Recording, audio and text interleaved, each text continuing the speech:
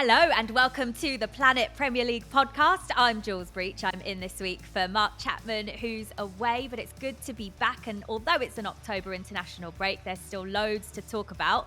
We're, of course, going to be discussing my beloved Brighton. How could we not, after their amazing comeback win over Tottenham at the weekend? Also, we want to know from our guests this week what it's like leaving their clubs and going on an international break, particularly after they've just suffered a difficult defeat. And also, how impressive have Liverpool and Chelsea been at the start of this season, and who are the standout teams and players so far? Now, as always, we've got some great guests. So we are joined by former Man City and Real Salt Lake defender Nedum Onuoha, as well as the man with all the stats and numbers who's here every week, Statman Dave. Plus, our special guest this week is former Chelsea and England defender and Premier League winner, Gary Cahill. Good to see you all, guys. How are we all? And Gary, welcome. It's great to have you with us. I'm very well, thank you. Thanks for having me. It's great to have you on. Tell us, what are you actually up to nowadays? Now there's no more football to be played. Good question. Is this where I've got to try and justify that I'm actually doing something at the moment? Yes. I get asked that question so many times. Honestly, I can't tell you. To be honest, I'm doing a tiny bit of media here and there. Still do little bits and bobs with Chelsea. But to be honest, I took a bit of time off. I was really conscious of that once I finished playing, that I wanted to kind of do the things I couldn't do whilst I was playing. But now I'm looking to kind of get back in. But I'm at a crossroads. I don't really know what path I want to go down, to be totally honest with you, which is why I'm going to try a few things and see what's out there for me and what my passions are and what I want to do. That's the way to do it. Are you enjoying the time off for the time being, or are you feeling a bit restless, missing your teammates and all that stuff? I'm very content at the minute. Obviously, I miss the games and I miss the kind of atmosphere of the changing room, as Nedum will probably tell you. So I miss that aspect of it. I'm enjoying being on my own schedule a little bit. I'm enjoying having a bit more freedom. I don't think I'm doing the wife's heading that much at the minute, so we're going all right. It's not been that long yet, though, has it? Exactly. That's why I need to get back out there. Yeah, that's why I'm on the pod now. Well, it's great to have you with us. Let's start off with not actually any English football, but some American football, because there are any NFL fans amongst us. The reason I ask is because, of course, the Jets beat the Vikings at the Tottenham Hotspur Stadium on Sunday. Nedum, are you a fan? Yeah, I am. I was criticised quite heavily on radio last week by Rachel Corsie when I said I didn't support a team, though. But I am a fan. I'm very much into it. And for me, peak TV viewing is Red Zone on a Sunday afternoon. Like, it cannot be beaten, in my opinion. Some of that action, the way they're going from this game to that game, and it's all very exciting, is awesome. And to be honest, I don't support a team, but I buy into the process. So I watch college football and then see them transition into the NFL. And I actually have one friend that plays in the NFL. You've only got one friend, full stop. No. We'll put a pin in that. Okay, we'll put a pin in that, considering the three of you on the show now. But what I would not say, your friend. Well, all right, Jules. You know what I mean? Don't break the third wall. But yeah, Zach Moss, a running back who plays for Cincinnati. So he went to the University of Utah while I was out playing for Real Salt Lake, and to see him be in the pros now, and to chat to him about what it's like being in the NFL is like, it's surreal, because I never thought I'd have that sort of connection being based in England. But that's really fun to watch, and hopefully can continue having, a good career for himself. It's very cool, very, very cool. And one of the things that stands out to me is the stadium. It's so amazing, isn't it, Dave, how they can turn the Tottenham Hotspur Stadium from what we see every week in the Premier League to an NFL stadium. It looked so cool, didn't it? Yeah, it's absolutely amazing. I think from watching NFL in the UK, I think it gives me more of a respect for like Premier League fans around the world that kind of get up at 3 a.m. to watch Manchester United play, especially this season. And it's interesting because, you'll get after you watch the 4 o'clock kickoffs in the Premier League, and then the NFL will be on. And unfortunately, I'm like you, Nedum. I don't actually have a team. I started off quite liking the Atlanta Falcons, and now it's the Kansas City Chiefs, obviously with Patrick Mahomes. But it's a bit weird. It feels like we don't have a connection. Oh, yeah, no, that's the other one, isn't it? That's the wrong one. I got it wrong. Close. Travis Kelce, yeah, it's close. But no, I think it's a great game, and it's very tactical, and that's why I love it. Okay, sorry, Jules, before we go any further, I've got to do a fact check, yeah? Just a quick fact check. When you're doing the intros, everything was right. He said everything that Gary's done, well, apart from all his trophies, but everything that he's done, a couple of places where I played. But he said Dave has been on for every show this season, and he has not. Oh. Interestingly, he's missed 2 shows where United got battered on the weekend. Shall we discuss that or not? because it seems like he ducked out at just the right time. Yeah, to be honest. It was in the schedule, wasn't it? As soon as Manchester United got slammed, unfortunately, my internet connection went out for a week, Nedum. So it happened twice, but we know now we've got to the bottom of it. It should be okay from now on. Yeah, I'm surprised that you've been here for any shows if it's based on Man United's performances. Ooh, Brighton fan. Here we go. Look, we were talking about how amazing the Tottenham Hotspur Stadium looked. So let's just start with something actually a bit more generic. What are the favourite grounds that you've played in? Gary, I'll start with you. Not necessarily for a team you played for, but just any ground that you played in that you thought, wow, this place is pretty special. Yeah, big question. I would say one of them was Allianz Arena. Oh, love it. I think that was just the way that it's designed, the look of it from the outside, and the fact that we just thrown it in there, won the Champions League in that state. Love it. Not a big reason. So now that was good memories. The new Camp Nou is obviously such an iconic stadium, massive capacity. I think that was one that I was looking up to play in. Closer to home, maybe like Old Trafford. I think the players that have gone there, Dave will like that one. Yeah, great answer, Gary. Yeah, again, just growing up watching the Premier League, it's it's a huge stadium, iconic stadium again. So that's probably one of my favourites, I would have said. Nedum, obviously, when you played in MLS, there's some pretty cool stadiums in America as well. Which ones stand out for you? Yeah, they certainly are. And I think some of the ones that are over there in MLS, they're like football specific, whereas, say, other stadiums in the US, they can host multi-sports. Like, I think it's the MetLife is going to be hosting, say, the World Cup final and the Club World Cup final. And those stadiums are really old, historic, iconic. You know, some of the college sport ones as well. I didn't realize how big college sport was till I went over there and saw that like there are teams who hold 100,000 in their stadium. It blows my mind. That. And it's like college. You mean like Manchester Metropolitan University could host like tens of thousands of people? Absolutely not. In England, it's like your parents and like maybe your brother or sister comes around to watch. Yeah, exactly. At best. 100,000 people watching over there. I think in terms of places that I enjoyed playing, the stadium which felt most European to me when I went over there actually was in Portland. I really, really liked their stadium, and the atmosphere that was in there. It did feel like something a bit closer to home. But overall, there are some really good ones there. They're not like 40, 50,000 seaters, the ones that are specific to there, because you can make the case that like Atlanta Stadium holds a lot more, but that's where the Falcons play and others, so it's a multi-use one again. But yeah, I think the Mercedes-Benz Stadium. Yeah, that's the one. Yeah. I think that's what I'm talking about. I was there this pre-season actually with Chelsea. They played Club America there, and that stadium was brilliant. Listen, the US, they're not too concerned about spending money on an arena. Let's just say that anyway. I was going to say I was in America in the summer too, and I went to a Copa America match between Venezuela and Mexico at the SoFi Stadium. That place absolutely blew my mind. It's incredible. It's got that huge screen that goes around the whole of the stadium inside, and obviously the roof closed. The atmosphere in there was incredible. And Dave, Man United have actually sort of talked about basing the new Old Trafford, when they redesign it or rebuild it, on that particular stadium. I mean, it would be amazing if something like that was in England. It looks incredible. I've just Googled it then, and I'm absolutely shocked by the thing that you mentioned, the kind of the screens in the middle. But in terms of traveling around Europe watching Manchester United, I'm going to have to take you back, Jules, to 2010. Manchester United versus AC Milan. The San Siro, I think, for me, is the best ground I've ever visited in European football. The way, like, the start of the game, when they go, like, the Milan chant goes out, it is absolutely mind-blowing. That game as well, just as a bit of a, blast of the past, David Beckham played in midfield with Pirlo, and up front they had Ronaldinho. Incredible game. Wow, love that. Also, just while we're on this subject, Gary, I did read that you threw the first pitch at Wrigley Field a few weeks back. Is that right? How on earth did that come about? I did. I was over there for the Premier League's event over the weekend, and just before when we arrived, we actually did a little bit in the Chicago Bears as well, going back to the NFL, which I don't claim to know too much about, to be honest, but that was really interesting. But yeah, going back to the first pitch, I got the chance to go in the batting cage, got a chance to do the first pitch, which thankfully went quite well for me.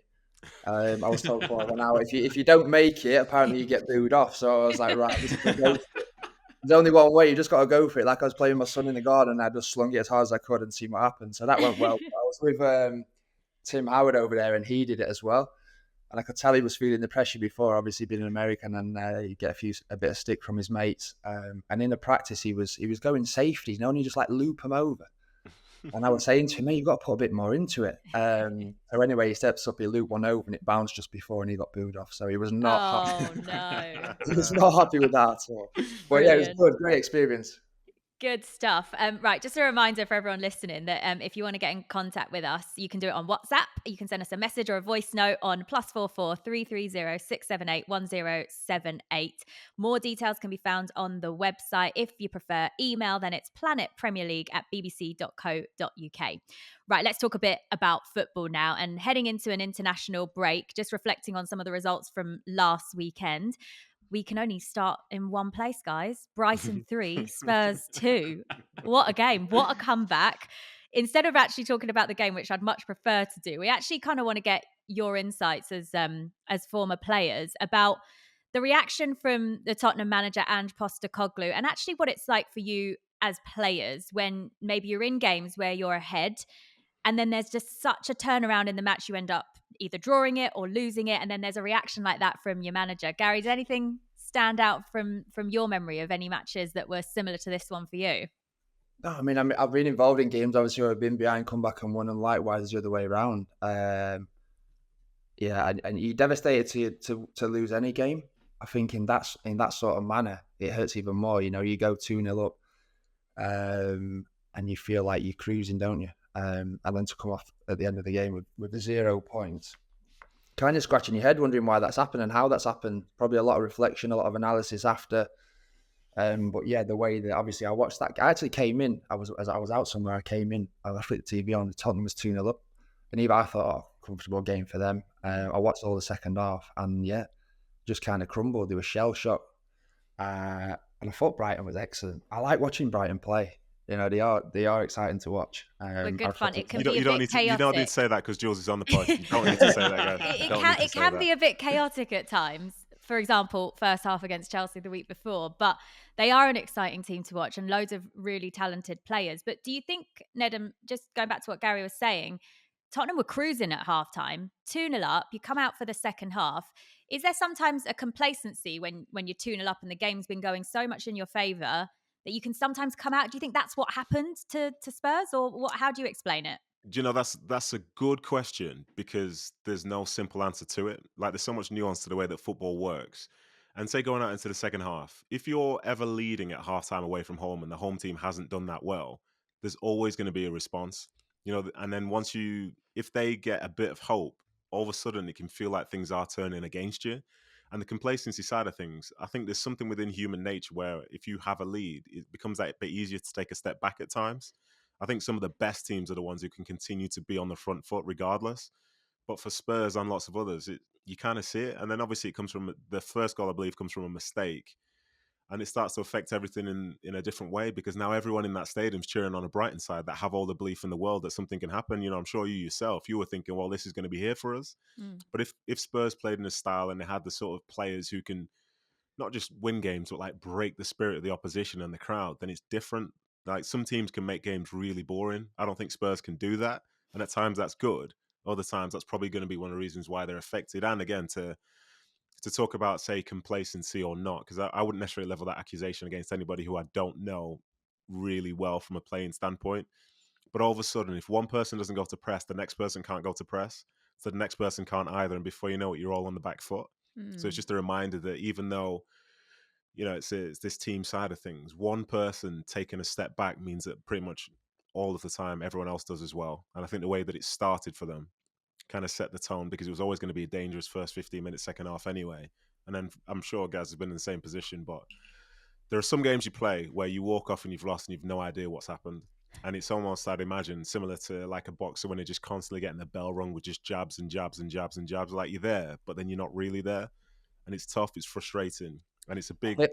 Go on, guys. I was going to say, mate, I think the good teams learn to manage them situations. Like you said, that mistake that happened to go 2-1, the crowd's up. I think at that moment is when you get, maybe some of the experience or the leaders to kind of manage that situation in the next 10, 15 minutes. Because Brighton come out second half, obviously with, nothing to lose kind of mentality. We're 2-0 down, we've lost the game first half. was nothing to lose, and they went out and played like that. And then the crowd gets on top and kind of feel that momentum building, don't you? Yeah, for sure. Let's put it this way. A couple of weeks ago, like, some people were critical of Arsenal because Raya went down to the floor to get treatment 15 minutes into a second half when there was probably nothing wrong with him.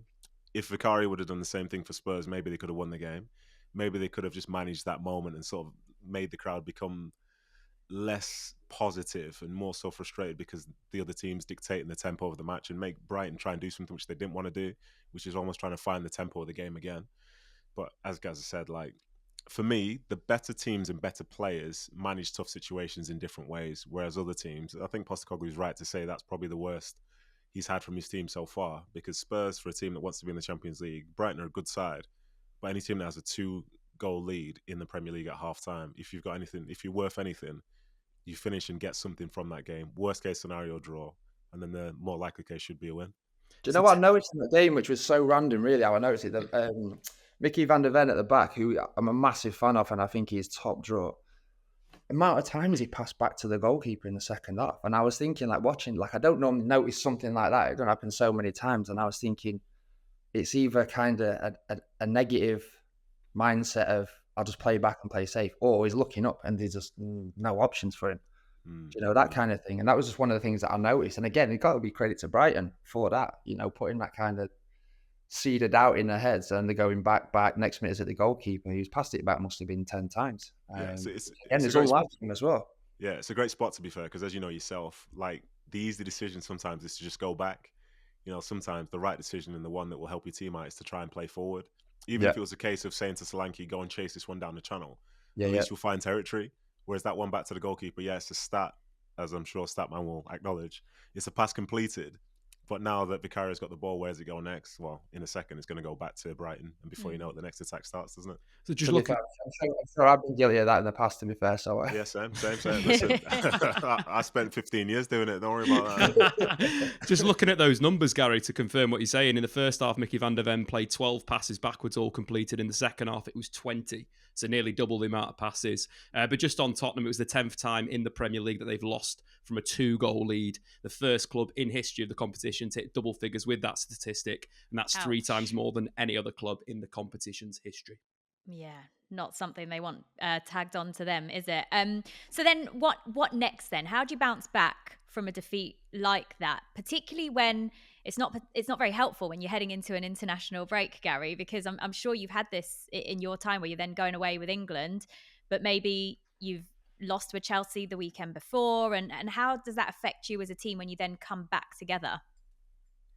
I would hate that personally as a player.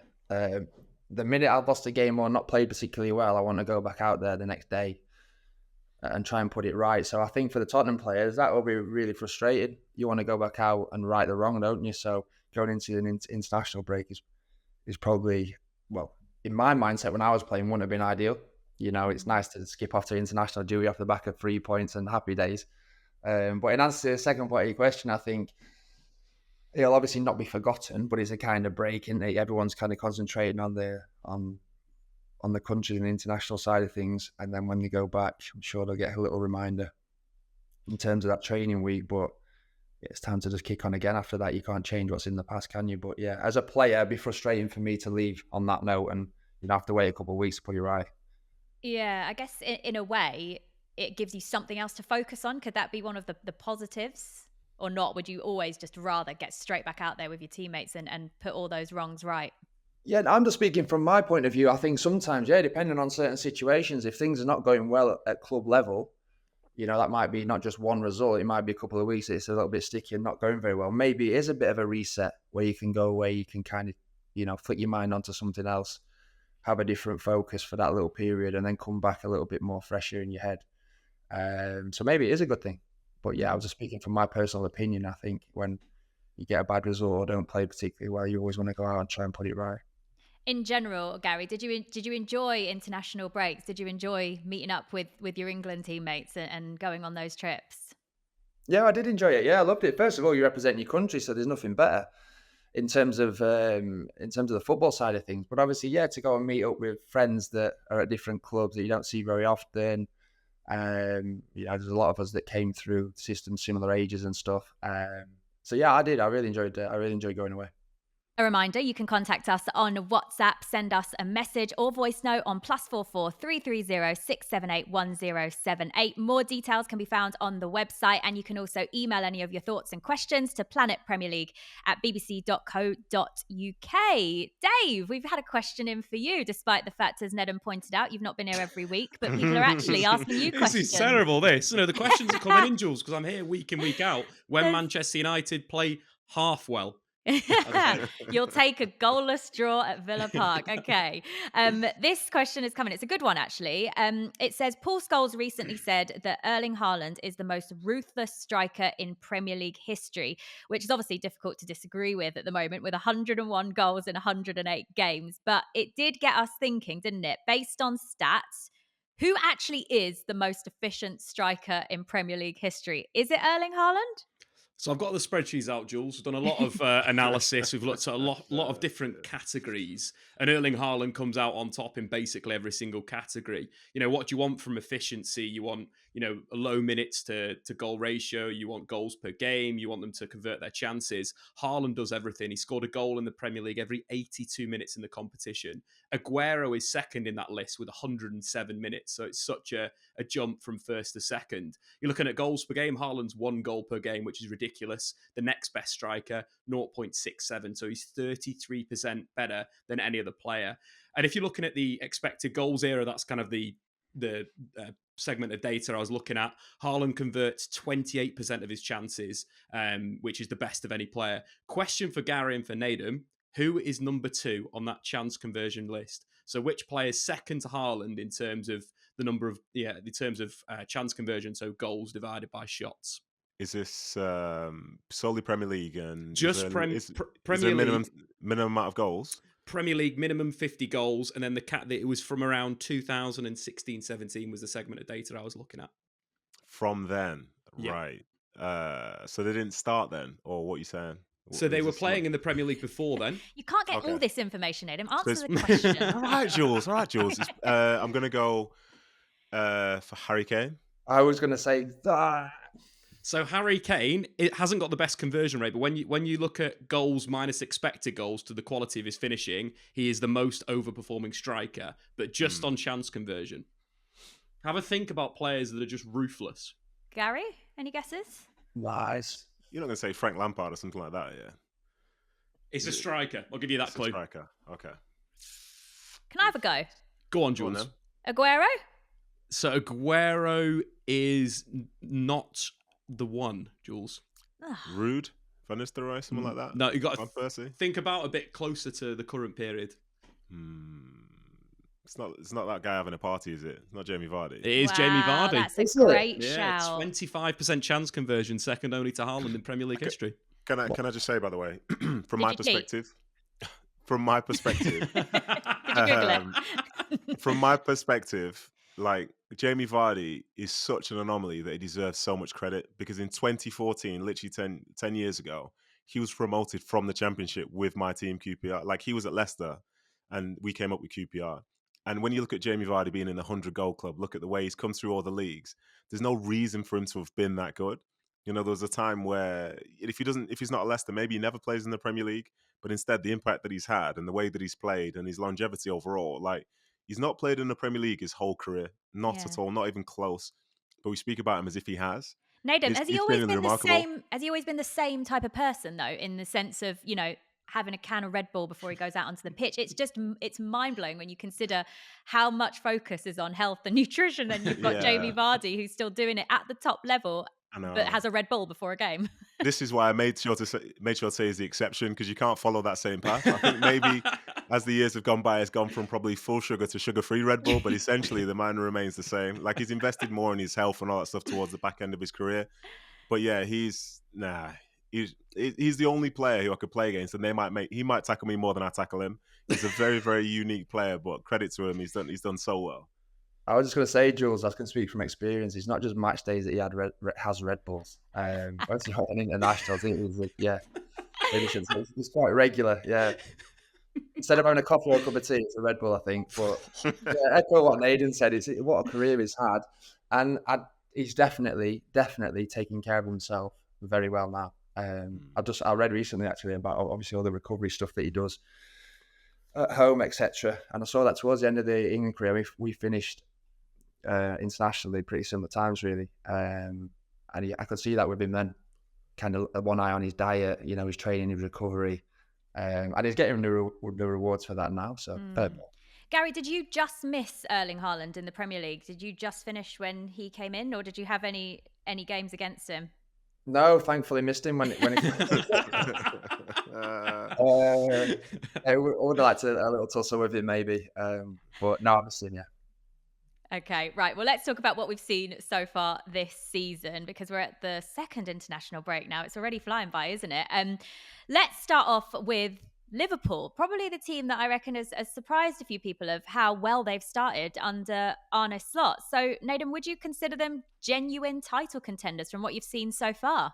Of course, yeah, of course. I think for some people, they can be very down on teams because they say, well, they won't do well second half of the season. But all that stuff that you don't know, I think as you look at what they've been doing so far, I think it's been very, very impressive. I think with good health, I don't see why they wouldn't be in the mix because the style of play that they have, as I'm sure Dave will show us, like, defensively they're good, and in attack they're like take your breath away as well in terms of how they go at teams. So it seems like they're offering teams a very, very like tough day wherever they're playing. And if there's a spell where they're on the back foot, they've got enough players who are capable of dealing with any sort of situation. You've got someone who's won the Premier League, people who've won the Premier League at the back. You've got like a World Cup winner in midfield and stuff like this. Like what's going to fluster them? Is it going to be channel balls on a Saturday at 2:00? Probably not.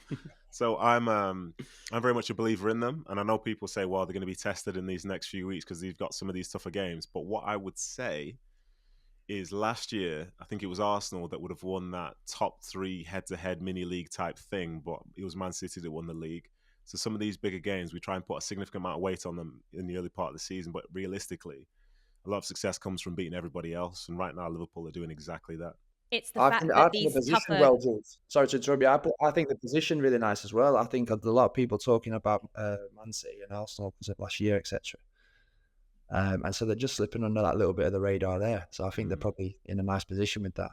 It's the fact that they've got these tough games, but they're not going to have Alisson to play in them, because the news was out this week that he's going to miss roughly about 6 weeks with the injury he picked up against Crystal Palace. So how big a miss will he be, particularly when the games get tougher, Gary? Yeah, of course, he'd be a massive blow for them. But I think they've got enough in there. They've been defensively very, very solid and very good this year. So, of course, yeah, naturally he's in goal more times than not. He's played a hell of a lot, very experienced top goalkeeper. So they'll for sure they'll miss him. Well, I think they'll have enough to deal with it. The back four, like I said, the defensive unit has been very strong. So, yeah, I don't see that changing too much. Dave, any numbers to back up Liverpool's positive start to the season? Yeah, I think as the guys are kind of talking about, defensively, they've been very, very good. Most clean sheets in the Premier League. They've only conceded 2 goals. But if you look a little bit deeper, they've had the fewest shots conceded in their own penalty area. They've got the lowest expected goals conceded in the league, which obviously are great statistics. 9 wins in the opening 10 games for Arne Slot as a Liverpool manager is the best ever. And I think when you look a little bit further about that style change, shots from fast breaks was a default under Jurgen Klopp. Last season, they were second behind Bournemouth in the Premier League. This season, that's dropped down quite a bit to around mid-table. But at the same time, when you do look at the amount of chances they're creating and the quality of those chances, all great. Just comparing these opposition from last season to this season, they've actually picked up 1 fewer point if we ignore Ipswich Town. And as you are, Jules, a keen fantasy football player, we all bought Liverpool players at the start of the season because they had the easiest opening 6 games. And I think this next part of the season will be a real test, but it'll be really interesting to see how this new Liverpool faces, the top teams like your Chelsea's next weekend. Yeah, I've still got Salah in my team, Dave. I don't know whether I need to be getting rid of him now. He's a bit too expensive for the points he's been getting me recently. Yeah, get him out. I think it's time. Cole Palmer and Saka, I think that's the meta midfield at the moment. Dave, we've discussed this. You can't talk about Cole Palmer, mate. You can't do it. Whoa, hold on. You can't do it. You can't do it. I actually stumbled on a Cole Palmer fact when I was looking at Erling Haaland. He's got the best goals per game record of any midfielder in Premier League history. That's classing him as a midfielder, attacking midfielder. Jules, you ready? You ready for this, Jules? I said it last week on the pod. I'll say it again. Start of the season. This United fan over here, Dave, Statman Dave. Lots of Kool-Aid. Day to Dave, whatever it is. Like he'd been watching him in pre-season. He was a believer. Everything's changing. New signings coming in, everything. So I offered him I said to him, I bet you that Cole Palmer gets more goals and assists this season than Bruno Fernandes. And you think, oh, it's a good deal or whatever. Dave basically laughed me out the room for suggesting such a silly thing. You're exaggerating this, mate. He's like, what's that? He's like, he won't even play. He's like second choice in this position, that position. I was like, all right, bet. So from the moment like I get a notification on my phone, it says a goal at Chelsea. Oh, who is it? Oh, it's Cole Palmer. Oh, it's been an assist at Chelsea. Oh, who is it? Oh, it's Cole Palmer. It's been a lot of fun, Jules. It's been a lot of fun, honestly. I'm having a great time. It says it all that he's won the England's Men's Player of the Year award and he didn't start a single game at the Euros, right?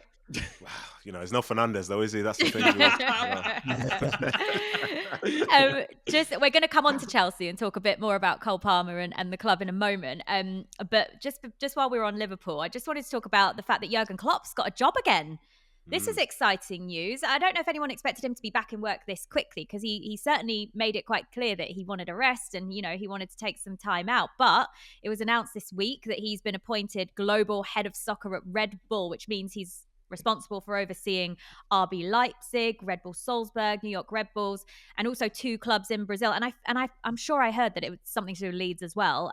He won't be involved in day-to-day operations, but will advise teams on playing philosophy, transfer strategy, and coaching development. Obviously, Gary, a manager who you faced many times when you were playing, is this good news to see Jurgen Klopp back in football?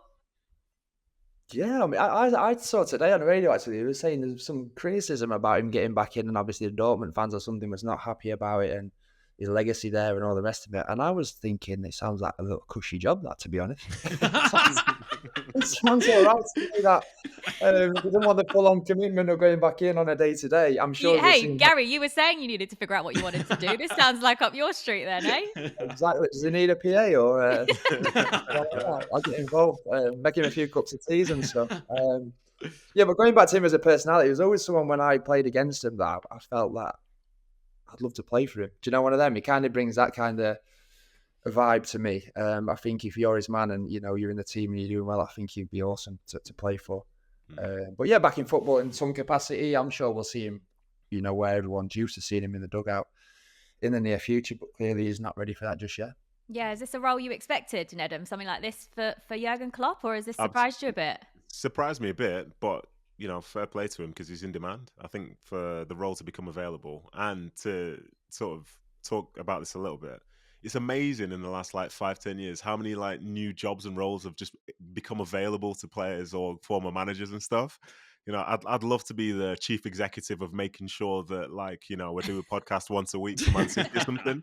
If it's available, you know what I mean? Feel free to create that role for me. But I'm happy that he's back in work. He clearly, has his life in football. He can have stuff away from it, but maybe this will strike the right sort of balance for him because for him, coaching Liverpool, that's one of the most intense jobs in world football. And I think for this side of it, he can probably still get the benefit of affecting change at football clubs, but just not in a 24/7 manner that he previously had to. So good luck to him. Yeah. All right, let's talk Chelsea then. I think as well as Liverpool being title contenders, which I don't know if many people would have had them down as, I'm not sure many people expected Chelsea to start this well under Enzo Maresca, particularly with the way the season started, Gary. Everyone was kind of taking the mick a bit, weren't they, about how many players were in the squad and how on earth a manager is meant to deal with that many players all in one big group and just how difficult that would be. But they've done pretty well, wouldn't you say? They've done well, yeah. They've done well. I agree with you. There was a lot of noise, weren't there, at the start of the season, and that's quieting down somewhat now. So that's pleasing. I think with the Chelsea group, I always said, like I said, just going back to the top of the pod, I was in America with him. Half the pre-season I was there, so I got to see him on the training ground. Very hands-on manager, and obviously they're slightly changing the way that they play in terms of last year. So that takes time. The manager was very much trying to drill that in. We saw a few mistakes pre-season in the pre-season game, which obviously that's one reason why they're there. And now they're starting to get that consistency, which I think is key. That is a key for this group of players. Young, average age of this squad. There's some very talented footballers, and they're just trying to knit together as a group now. And I think consistency is what they was lacking, and now is what we're seeing at the moment is a kind of building that, which is pleasing. It's not a simple thing, is it, Nedum, when you've got lots of different types of players and so many of them, lots of different ages, lots of different players that have come from different leagues, and kind of making that all gel together. But actually, when you look at it on paper, the talent that Enzo Maresca has to work with, there are some amazing players in that squad, isn't there? Oh, for sure. There absolutely are. And, at the start of the season, it was seen as somewhat of a joke because a lot of people also didn't have belief in Maresca being able to take that type of job. He'd just done well in the Championship, but now here's Chelsea, here are all the players. But in terms of coaching and philosophy and all that stuff, you can see that the players are understanding what is required. And we also have to mention the fact that, positive results always helps you believe in things that little bit more. And I think some of the critiques, like some of my friends who support Chelsea, not least of one called Mark Blackburn, is like, oh, why are you guys not talking about Chelsea anymore? Why are you not talking about Chelsea anymore? It's like, because there's other stuff. There's other dumpster fires going on elsewhere, which we can discuss now. Man United to talk about, isn't there, Dave? I can't say that. Yeah, you say that. But it's good to see them. And I think the point that Gary made is a big one because they're really young. I think in a game that I'd seen recently, the two oldest players, you had Sanchez in goal and you had Cucurella at left back, and they're both 26. Like, back in the day, that's not even making like an old team on a Friday for old versus young in training. Like, that's a really young group of players. So for them to be the senior citizens, I think it's something which the coach has been able to sort of be good with because maybe their minds are more malleable than someone who's a bit more experienced, and they're sticking with it. They're playing really good attacking football. They're enjoying being around each other, it looks like. And best of all, it's winning games. And as a consequence, when you're doing that, the conversations around you will always be different, and credit to them. And now here comes a big test, traveling up to Anfield next week. Yeah, huge game after the international break, isn't it? Liverpool hosting Chelsea. Gary, as you mentioned, you're still sort of doing bits around the club. What is the mood like now things have sort of settled into the season? Have you been around there lately? I haven't been around there the last few weeks, to be honest, no. I think they was very impressed pre-season in terms of the coach and how he was going about things, the kind of his philosophy, the way he wanted to play, etc. There was good vibes coming from that. I think it's really stressful being a manager, especially when you have a big group, because as well as you're working on the training pitch and you're trying to put your points across tactically, to manage a dressing room when you have them numbers is a difficult thing, believe me, because everybody in there believes, everybody at a top club, or any club really, everyone believes they're good enough to play, good enough to start, and it's managing that group, which he seems to be doing recently quite well. But no, I've not been there. I'd imagine, like Nedum says as well, it's easy to start believing when you start getting results. You start getting results, the noise starts dying down. You start getting results, the Monday morning when you come into training is a little bit more enjoyable. There's a little bit few more jokes going around in the training ground. Do you know what I mean? It's kind of that atmosphere you're creating, and then you kind of get in that consistency. So at the minute, it seems a good place to be. Yeah, it strikes me as that when you see the players being interviewed after matches, I've interviewed a couple of the players as well, and there does seem to be quite a good atmosphere around the squad. And obviously we mentioned Cole Palmer already, Dave. I mean, his numbers this season are already pretty impressive for a player who last year sort of stood out amongst the rest. Yeah, they're absolutely ridiculous in terms of goals scored, in terms of assists as well. He's top of the Premier League since the start of last season. He's really making a fine impact. And just on the average age of the Chelsea squad, they're starting 11. The average age has been 23.1, including the likes of Cole Palmer. The next team in the Premier League is Tottenham Hotspur with an average age of 25.2. So it's almost 2 years younger than any other side. And obviously Palmer's been carrying it with his goals, his assists, his chances created. The shot numbers are all fantastic. But I think it's testament to Maresca, and as the guys have sort of spoken about, he's blended this squad together. When you're looking at the expected goals that Chelsea have had versus their opponents, this season it's just been an improvement. And there's real gap between what they're doing. So, they're creating more chances than their opposition at the moment, and they're winning games, and that's going to continue. One of your other former clubs, Gary, they're sadly at the other end of the table, Crystal Palace. At the weekend, lost to Liverpool at home, and they haven't won yet this season in the Premier League. Despite the fact that they had such a strong end to last season, why do you think things haven't kicked on this year under Oliver Glasner? You're saying that without trying to smile there, Jules. I know, I said sadly, but I didn't really mean it. No, it's a real shame. I had 2 great years at that football club. It's a fantastic football club. And in answer to your question, I'm not sure, because I look at the players in there and there's enough to obviously not be sat where they're sat at this moment in time in the league. And I've certainly been someone who's just waiting for them to start bumping up the league. you know. So I'm not quite sure what's going on there. Again, maybe going down to the momentum side of things, you know, when things are not going right for you, you're almost wondering when the next point's going to come, when the next win's going to come. You're playing in the game, you concede a goal, you think, here we go again. So I think in them moments is when you got to work extra hard to get yourself out of there. But they've certainly got enough to not be sat where they are at the moment. I was there on Saturday for the game working, and I tell you what, all joking aside, obviously being Brighton's biggest rivals, it's always such a great stadium to go to. The atmosphere down there is always pretty good. And despite the fact that they have had a bit of a tough start to the season, Gary, the fans are all really optimistic. And from chatting to some of the Palace fans down there, believe it or not, they do actually talk to me. They were saying that it's a combination of things. They think why it's not quite gelled yet. They had a lot of players that went deep into the Euros and also in Copa America as well. And then they've added players to the squad that aren't used to the Premier League. So a combination of things, but they still seemed to be optimistic at Selhurst Park, Gary. Yeah, the atmosphere there is amazing. They have that little section, don't they, in the crowd, which is very, very noisy. So I always enjoy playing there. Yeah, and I think they have every right to. Like I said, I think they're in a very false position at this moment in time. But, you know, the league doesn't lie.